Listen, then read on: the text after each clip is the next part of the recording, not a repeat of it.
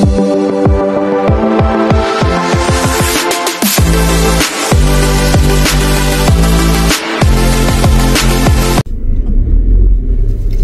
guys, good morning. Ayan ay September 7, 2025. Almost 4 o'clock in the morning.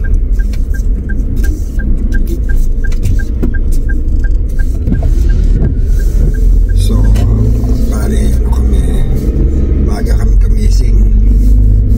Pupunta kami sa norte.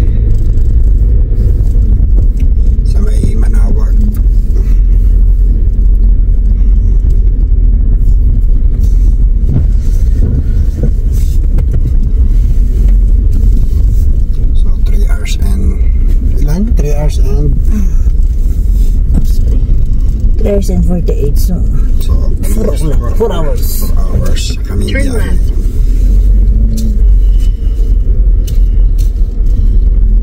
Ang taas na ng mais nila tayo. Ay.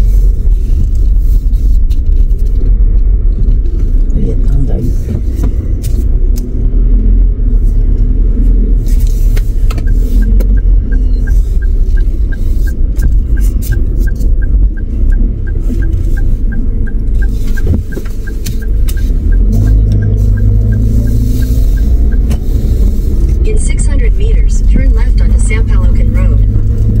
So guys, gumamit kami ng Waze. First time namin pupunta dun sa lugar na pupuntahan namin ngayon. So i-meet lang namin yung dating kasamahan ni Mamita sa work. So guys, ngayon nandito tayo sa Santo Tomas, Batangas to Manaoag, south to north. So guys, samahan nyo kami.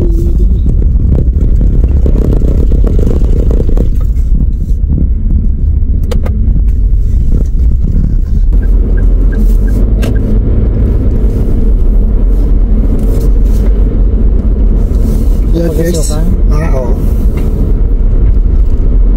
dito na tayo sa pamilihang bayan ng Santo Tomas. Papagasulan tayo guys. Magpupultag na tayo. So siguro magkakarga pa ako ng mga 300. Hindi. Full tank mo na lang din. Sabihin mo po. Oo, sabihin mo full tank. I-estimate ko lang kung magkano pa mapapadagdag. Siguro mga 700. So yun guys, magpapultag na tayo. Dito tayo at sa biyahe.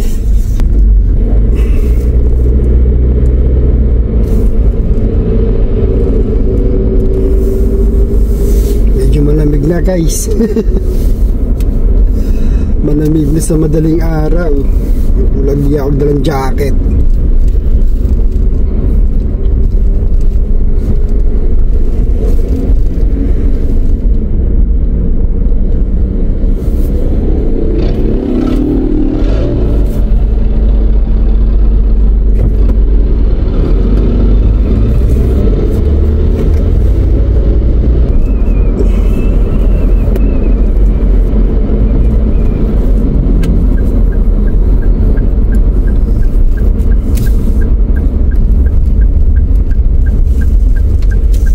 Manila. Pasok na tayo ng SLEX.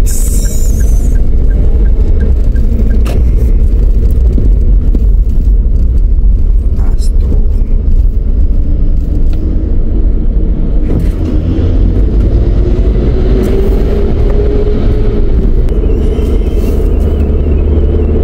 So yan guys, dito tayo dumaan sa Skyway para mabilis tayo. Dito tayo nagdumaan sa mga bayan-bayan sa mga toll gate. So Skyway na tayo para mas mabilis.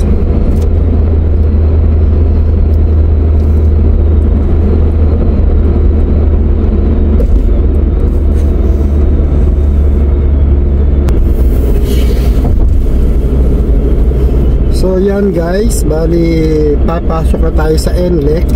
So meaning nandito na tayo sa pintuan ng norte. At ngayon ay 5:30 na. So umalis kami sa bahay ay 3:50 AM. Merge onto U1R-8. So ito na yung nakalagay ito, thank you for using Skyway. So yun, NLEX na yun. So meron tayong kaunting issue kasi kahapon nagpa-load ako ng aking easy trip. Walang preno, speed stopping, lane ahead. So yung aking easy trip ay invalid. So magtatanong tayo dito kung paano tayo makakapag So I think nilang i-update yung aking easy trip. Tanong muna tayo dito kung ano ba ang magandang gawin.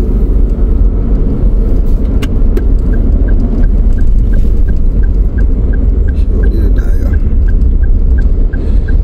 Ano bang meron dito? Bigla akong sumunod Customer concern, RFID installation, RFID checking and replacement. Ayan, dito tayo. So pupunta tayo dito. Tapos magpapark tayo at magtatanong-tanong tayo. So hindi tayo makapasok. Kailangan lang daw natin dito ay ORCR.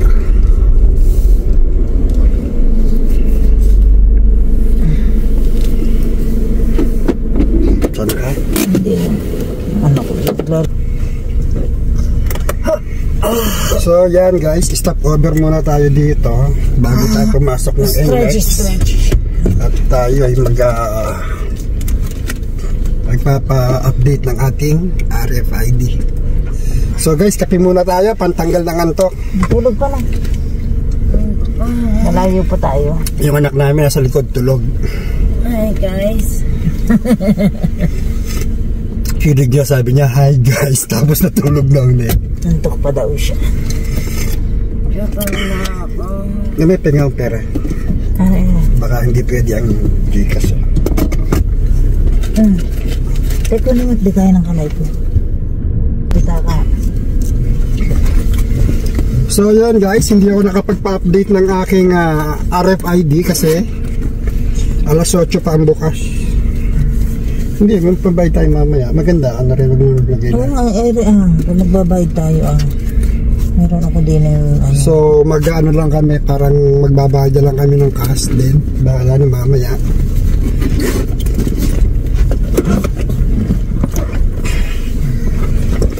So guys, biyahe na ulit tayo. Medyo mahaba pa ang ating lalakbayin.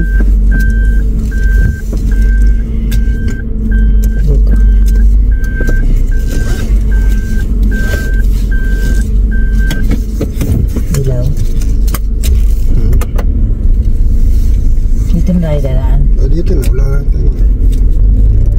Ay, si Kabayan.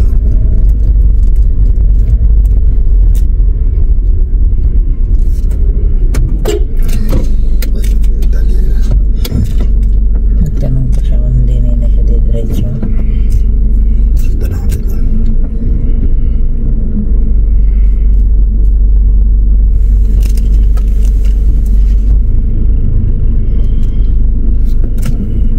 Hindi na siya masyadong umahin. Oo, dito na bahay. Dati raw to, 24 hours. Hindi niya raw nila alam kung bakit siguro nga, hindi na siya ginawang 24 hours pero meron ditong nagmamanual na. Good morning po. Ma'am, magtatanong lang po. Kasi po yung aming RFID need to update. Saan po kami pwede magpa-update? Dito po kasi sarado pa siya eh. Diyan lang sir, kasi lahat ng dadaan sarado pa din. Yung sa Shell Balag, tas hindi na po siya 24/7. Mamaya pa din to-open niya.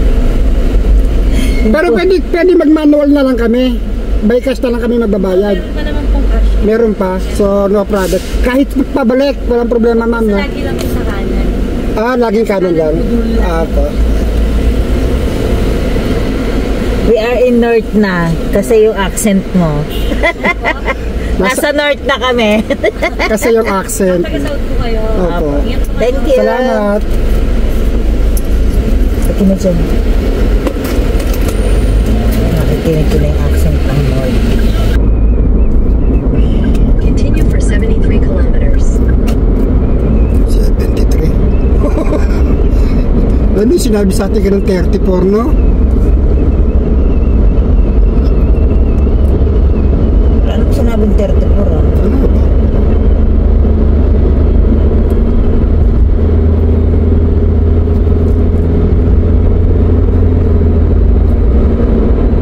Tsaka ang lapit lang nun, 74 kilometers.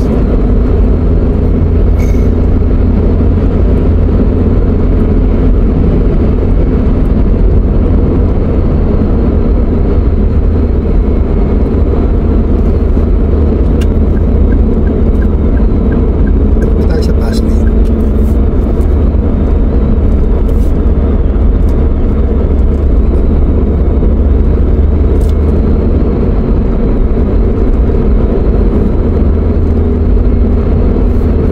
No.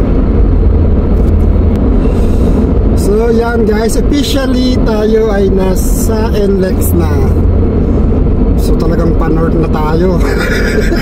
No, we are Pa-north na ako guys.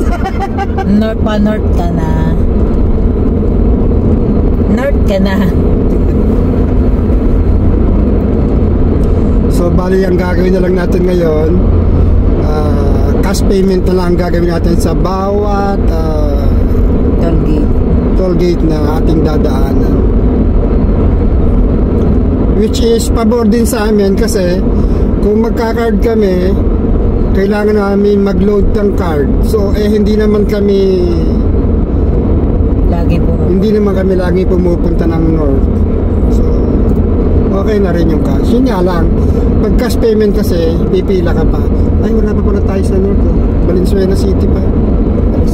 Daddy, pwede tayong mag-exit namin ng mga pwede tayong mag-exit ng mga ibang lugar. So yan guys, nasa na tayo, Marilao, Bulacan. Yan. Marilao exit, 500 meters. Yan.